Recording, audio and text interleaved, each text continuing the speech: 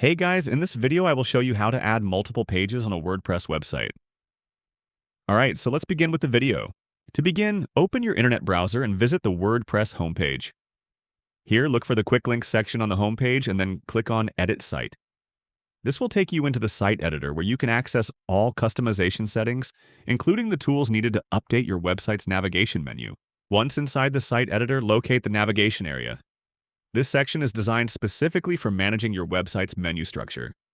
If your website has multiple menus, choose the one you want to update. After selecting your menu, look for the three dots icon located above the list of menu items, and then click the Edit button to enter editing mode. This mode allows you to fully adjust your navigation menu based on the pages you want to add. To insert a new page, click the plus icon. A new panel will appear where you can type the name of the page you want to include.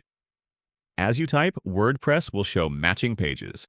Select the correct page from the list, and it will be added instantly to your menu.